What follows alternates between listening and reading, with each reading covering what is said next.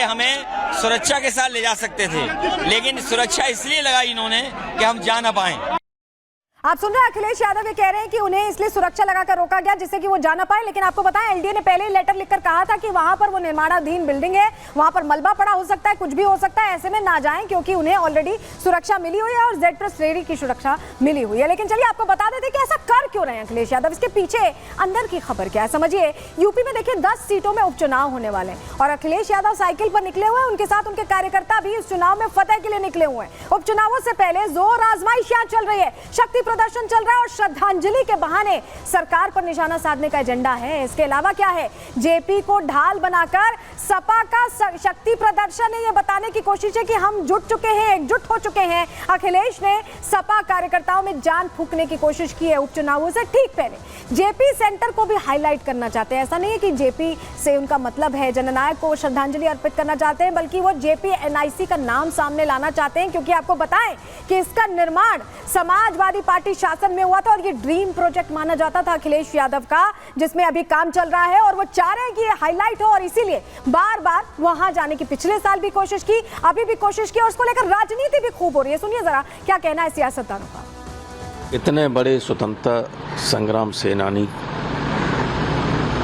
को जिस तरीके से और जिन्हें पहले ही हमारी भारत सरकार भारत रत्न दे चुकी है, उनके मूर्ति पर माल्यार्पण करने देना ये बहुत ही घटिया और शर्मनाक हरकत है उत्तर प्रदेश सरकार की। सुरक्षा कारणों से लखनऊ विकास प्राधिकरण ने उस स्थान को किसी भी आने जाने के लिए प्रतिबंधित कर रखा है। अखिलेश यादव जी स्वयं बड़े नेता हैं और उत्तर प्रदेश जैसे राज्य के मुख्यमंत्री रहे। उनका ये प्रयास केवल मीडिया में सुर्खी बनाने के लिए, मीडिया में अपना स्थान बनाने के लिए है। तो हमने आपको बता दिया कि दरअसल ये जो कुछ हो रहा था वो जयंती को लेकर नहीं था, ये वोट बैंक को लेकर था, कोशिश यही थी। चलिए आगे बढ़ते हैं। समाजवादी पार्टी के एक और नेता हैं जिनके बिगड़ैल बोल बार बार सामने आ रहे हैं और हर बार वो सनातन पर चोट पहुंचाने की कोशिश कर रहे हैं। क्या वो नए आजम खान बनना चाहते हैं या नए ओवैसी बनना चाहते हैं, इसी पर अब बात करेंगे।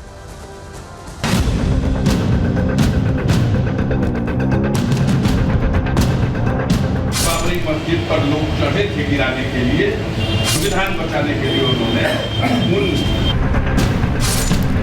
धरती पर कोई दूसरा भी व्यक्ति था जो इतना बड़ा साहस उठाता। साहसी कदम नहीं था बल्कि वह एक कायराना सरकार द्वारा कृत्य था।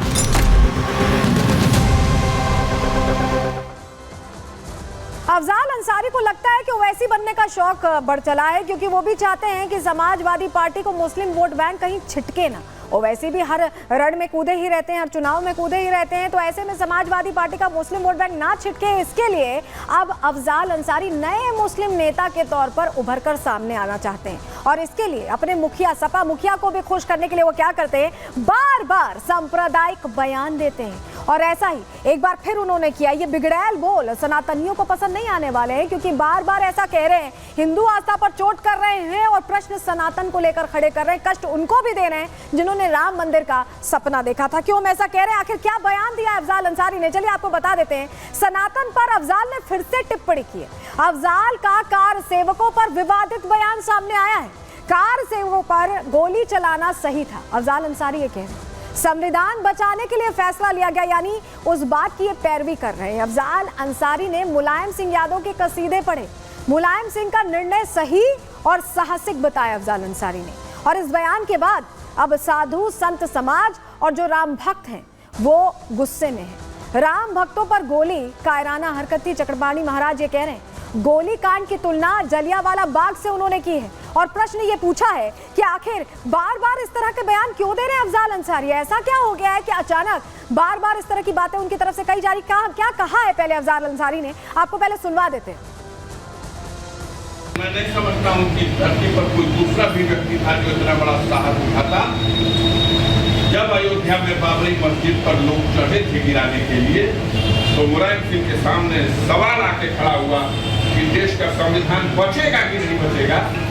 मेरी सरकार चली जाए तो देश की परवाह नहीं, लेकिन संविधान बचाने के लिए उन्होंने उन कानून तोड़ने वालों के खिलाफ सख्त कार्रवाई की कोशिश की।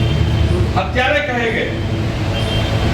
दुनिया में जितनी गंदी से गंदी गाली है मुलायम सिंह को दी गई, लेकिन जितना उनके बारे में बुराई बतियाई गई उतना कद उनका बड़ा होता है।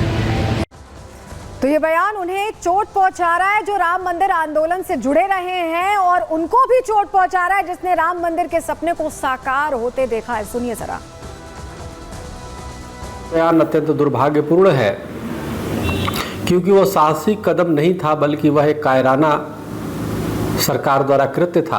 अंसारी साहब जो समर्थन कर रहे हैं, समझना होगा कि जो गोली चलाने का, मुलायम सिंह यादव जी के गोली चलाने का समर्थन कर रहा है, वो कहीं ना कहीं मुगलिया जो नफरती सोच है, घृणा वाली सोच है, जो मंदिर को तोड़ के मस्जिद बनाने वाली सोच है, उसका समर्थन कर रहा है। भगवान श्री राम का मंदिर बने हुए 8 महीने से अधिक समय हो गया, लेकिन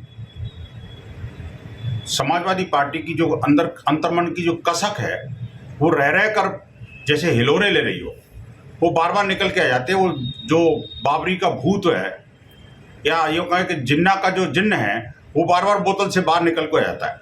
कभी मुलायम सिंह का वो वक्तव्य कि नित्य राम भक्तों को मैंने मरवा दिया और इतने मर जाते तो और कोई दिक्कत नहीं होती मुझे, उसको लेकर के अपने आप को गौरवान्वित महसूस करते हैं। ऐसा लग रहा है कि समाजवादी पार्टी बार बार सनातन का अपमान करने का एक ट्रेंड सेट कर रही है। आपको याद होगा अखिलेश यादव को बयान जिन्होंने कहा था कि महाकुंभ में अगर गांजे का भरा पूरा ट्रक भेज दें तो खाली हो जाएगा। अपने मुखिया को फॉलो कर रहे हैं ऐसा लग रहा है। यहाँ पर अफजाल अंसारी क्यों ऐसा बयान दे रहे हैं, जरा आपको जवाब दे देते हैं इसका। उत्तर प्रदेश में देखिए 10 सीटों पर उपचुनाव है और ये भी वही टैक्टिक्स है जो अपनाई जा रही है। उपचुनावों से पहले ध्रुवीकरण की कोशिश हो रही है, तुष्टीकरण की कोशिश हो रही है। सपा ने अफजाल को इसकी जिम्मेदारी दे दी है क्योंकि और कोई मुस्लिम नेता, आजम खान जेल में है, उसके बाद कोई है नहीं ऐसा। ऐसे में अफजाल को मुस्लिम ब्रांड बनाने की कोशिश है और समाजवादी पार्टी में अभी मुस्लिम लीडर्स की कमी है। सपा नेता आजम खान फिलहाल जेल में है जैसा कि मैं आपको बता रही हूं, और इसीलिए अफजाल अंसारी बार बार ऐसे बयान दे रहे हैं। इन बयानों का उपचुनाव में फायदा मिल सकता है, ये सोचकर ही ये बयानबाजी की जा रही है। और इस पर अब भारतीय जनता पार्टी प्रश्न खड़े कर रही है। संजय चौधरी जो प्रवक्ता है बीजेपी के, वो पूछ रहे हैं, सुनिए। अफजाल अंसारी हो या समाजवादी पार्टी, वो हमेशा से राम जन्मभूमि, भगवान राम और राम के आराध्य कार्य सेवकों पर शुरू से इसके विरोधी रहे हैं और इसको अपमानित करने का हर संभव प्रयास करते हैं। अफजाल अंसारी का भी बयान समाजवादी पार्टी की इसी सोच को दर्शाता है। तो सनातन विरोधी बयान तो दे दिया, लेकिन प्लान क्या है, क्यों ऐसे बयान दे रहे हैं? हमने आपको बताया, मोटिव तो बता दिया था, लेकिन अब प्लान भी। चलिए जल्दी से आपके सामने वो